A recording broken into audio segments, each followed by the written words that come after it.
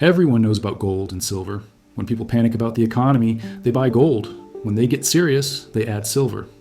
This has been the playbook for decades, and gold works. It preserves wealth, it's safe, it's boring. But while everyone's been stacking the same metals for the past 50 years, 3 obscure metals have been quietly delivering returns that make gold look like a savings account. Rhodium went from $1,000 to $29,000 per ounce in 12 years. That's not a typo. $29,000 per ounce, while gold barely doubled. Number 3 is in every smartphone and electric vehicle on the planet with zero viable replacement. And 95% of global supply is controlled by one country that just started restricting exports. Number 1 spiked 2,800% in 13 years. Crashed, then did it again. These aren't safe. These aren't predictable. And that's exactly why they're interesting. When supply chains break and industries panic because they literally cannot function without these. Materials, prices don't climb, they detonate. And let's get into it. Number 3 is rhodium, the $29,000 metal nobody talks about.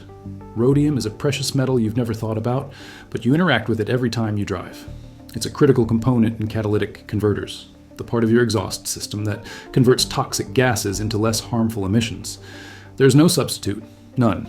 Rhodium does a specific job in catalytic converters that no other metal can replicate at the same efficiency. Industries have tried for decades to find alternatives. They've failed. Now here's where it gets interesting. About 80% of the world's rhodium comes from South Africa, one country. Specifically, a small number of mines in one region. When those mines have labor disputes, power outages, or political instability, global rhodium supply tightens immediately, and the price response is violent. In 2008, rhodium hit $10,000 per ounce. Then it crashed during the financial crisis to around $1,000. Anyone who bought at the bottom watched it surge past $29,000 per ounce by 2021, a 2,800% gain in 13 years, nearly 3 times the price of gold at its peak. Think about that. If you'd put $10,000 into rhodium at the bottom instead of gold, you'd have turned it into $290,000. Gold would have given you maybe $25,000 over the same period. The volatility is insane. Rhodium crashed from $29,000 back down to around $4,000 to $5,000 within 2 years. This isn't a buy and forget metal. This is pure speculation on supply disruption and industrial panic. But the fundamentals haven't changed. Emission standards globally are getting stricter, not looser. Every new internal combustion engine vehicle needs a catalytic converter. Electric vehicles don't, which is the bear case. But the EV transition is taking decades, not years, and there are still over 70 million new gas-powered cars being produced annually worldwide. Meanwhile, catalytic converter theft has exploded because the rhodium, palladium, and platinum inside them are worth hundreds, sometimes over $1,000. Thieves aren't stealing converters for fun. They're stealing them because the scrap value is genuinely high enough to make it worth the risk. You can't walk into a coin shop and buy rhodium bars like you can with gold. The market is smaller, less liquid, and primarily institutional. But rhodium sponge, pure rhodium in small quantities, is available through specialty dealers. You're paying premiums over spot price, storage is your responsibility, and selling later requires finding a buyer. But here's the play. When supply gets disrupted, and it will, rhodium prices don't drift up slowly. They explode overnight because there's no alternative, and industrial users will pay whatever it takes to keep production running. That's when people who bought during quiet periods make generational gains. Number 2 is indium, the screen metal. With no plan B, pick up your phone, look at the screen. You're looking at indium right now. Indium tin oxide is what makes transparent conductive coatings possible for LCD screens, touchscreens, and solar panels. Every smartphone, tablet, laptop, television, and solar panel uses indium. There is no commercially viable substitute at scale. Researchers have been trying to find alternatives for over 20 years. They've failed. This creates a problem. Actually, it creates an opportunity. Indium isn't mined directly. It's a byproduct of zinc refining. You get about 0.1% indium from processing zinc ore. This means indium supply is tied to zinc production, not indium demand.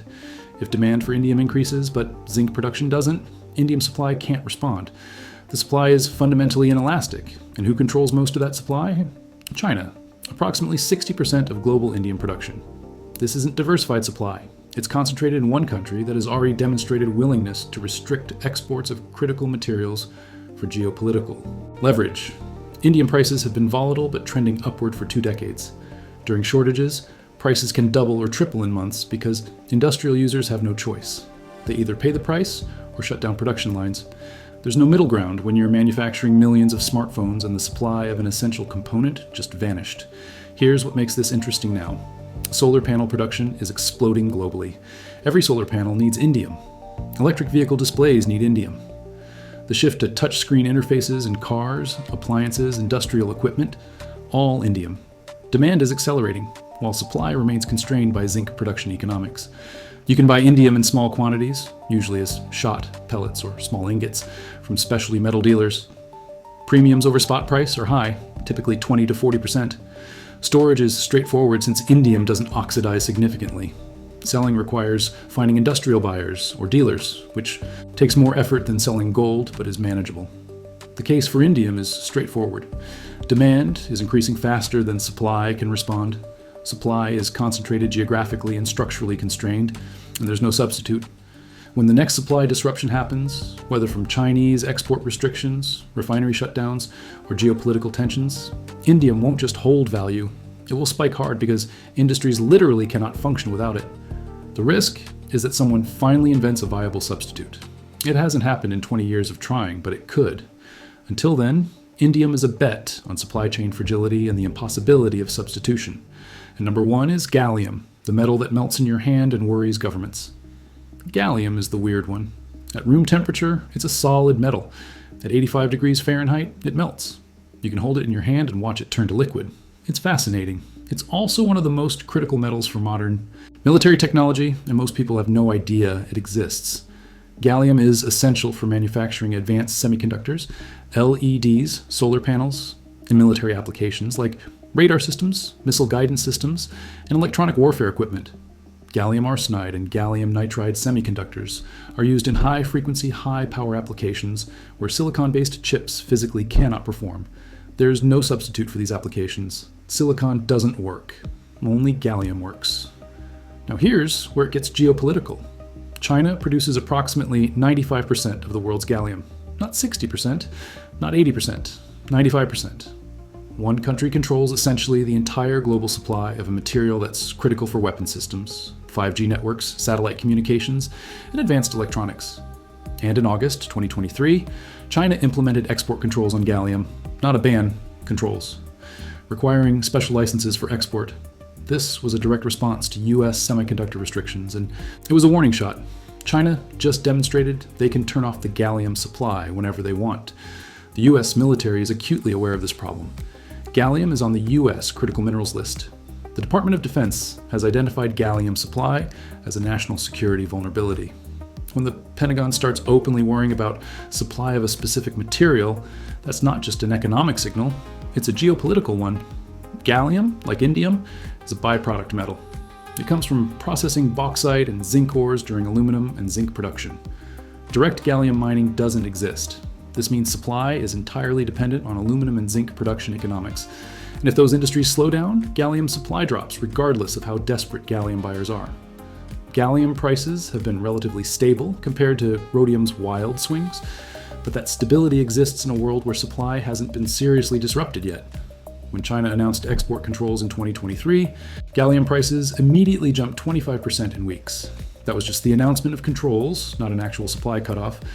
Imagine what happens if tensions escalate and China actually restricts supply, or if a conflict disrupts trade routes, or if Western countries try to build domestic gallium production and China responds by flooding the market to make those projects economically unviable, a tactic they've used with other critical materials. You can buy gallium in small quantities, typically as ampules, pellets, or small ingots, from specialty chemical and metal suppliers. Premiums are significant. Storage is simple, though you need to account for the low melting point. Selling is more complicated than gold, but simpler than rhodium, because there's growing awareness of gallium's strategic importance. The reason gallium is number one on this list isn't just supply and demand economics, it's geopolitics. When a single adversarial country controls 95% of a material that's critical for missile defense systems, and that country has already demonstrated willingness to weaponize that supply, the risk isn't hypothetical, it's inevitable. And when that risk materializes, gallium prices won't gradually increase. They'll spike violently as governments, defense contractors, and tech companies scramble to secure supply at any cost. Why these metals? Instead of gold and silver, gold is insurance, it's wealth preservation. It's the asset you buy when you want stability, liquidity, and sleep at night. I'm not arguing against gold. Gold works. But these metals, rhodium, indium, gallium, are different animals entirely. They're not insurance. They're speculation on supply chain catastrophe and industrial desperation. They're bets that the next crisis won't just be about currency devaluation or inflation. It will involve resource shortages, geopolitical competition, and industries willing to pay absolutely anything for materials they cannot substitute. Gold will do what gold does. It will hold value, maybe climb 50 to 100% over a decade. Respectable, safe, boring. These metals, if supply gets seriously disrupted, can spike 300%, 500%, 2,000%, not over decades, over months. Because when a factory that produces $10 million of goods per day needs rhodium to keep the production line running, they don't negotiate. They pay whatever the market demands. The downside is real. These markets are illiquid. You can't sell $50,000 of rhodium on Tuesday and have cash in your account Wednesday. Premiums when you buy are high, sometimes 30 to 40% over spot price for small quantities. Price volatility is extreme. Rhodium can lose 50% of its value in 6 months, then gain 200% the next year. Storage requires more thought than gold bars. Selling requires finding buyers who actually want industrial metals, not just precious metal collectors. This isn't for everyone. This isn't for people who want safe, predictable returns or easy liquidity. This is for people who understand that the next economic crisis might look completely different from the last one. And positioning for supply chain chaos and resource competition could deliver returns that make gold's performance look pedestrian. How to actually buy these, and what it costs. You're not buying these at your local coin shop. Here's the reality of acquiring these metals. Rhodium, indium, and gallium are available through specialty metals dealers and online suppliers. You're paying significant premiums. Expect 20 to 50% over spot price, depending on quantity, form, and dealer. You're responsible for verifying purity. You're responsible for secure storage. And when you want to sell, you'll need to find buyers, which requires effort and patience. Some places to start: Lusitaria. Science sells small quantities of gallium and indium for educational and collector purposes, specialty precious metals. Dealers that focus on industrial metals sometimes carry rhodium sponge. Online metals marketplaces connect industrial suppliers with smaller buyers. Verify seller reputation obsessively. Understand exactly what form you're buying: sponge, shot, pellets, ingots. Understand purity levels and how they're certified. Understand the tax implications in your jurisdiction. These metals may not receive the same treatment as gold or silver. And critically, understand position sizing. This is not a place to put your entire savings. This is speculative. You're betting on scenarios that might not happen or might take years to materialize. You could be right about the thesis and still lose money if you buy at the wrong time or can't find a buyer when you need to sell. When you buy these metals, you're not betting on economic collapse in the traditional sense. You're betting on something more specific: that supply chains for truly irreplaceable materials will break down, that geopolitical tensions will disrupt trade and strategic resources, and that industries will panic when they realize they can't function without materials they took for granted. You're betting that governments will weaponize resource supplies, that mines will close at exactly the wrong time, that byproduct metals will face supply crunches when primary metal production slows, that 95% supply concentration in one country is a vulnerability that will eventually be exploited. And you're betting that when these scenarios play out, the metals that spike won't be the ones everyone's been buying for 50 years. They'll be the obscure ones that nobody thought about until it was too late to buy them at reasonable prices. Gold and silver will do fine in that world. They always do. But rhodium at $50,000 per ounce, indium at $2,000 per kilogram, gallium at $1,000 per kilogram, those are the numbers that make generational wealth when you bought early and everyone else is scrambling. That's the bet. High risk, high reward. No guarantees. But if you understand what's coming and you're willing to accept the volatility and complexity, these metals offer asymmetric upside that gold simply cannot match. Do your own research. Make your own decisions. Understand what you're buying and why, and don't invest more than you can afford to lose completely. But if you're looking for the metals that could actually outperform during the next crisis, these are the ones I'm watching and quietly accumulating. If this opened your eyes to something you hadn't considered, subscribe. I'll be covering more asymmetric plays like this that most people aren't talking about yet.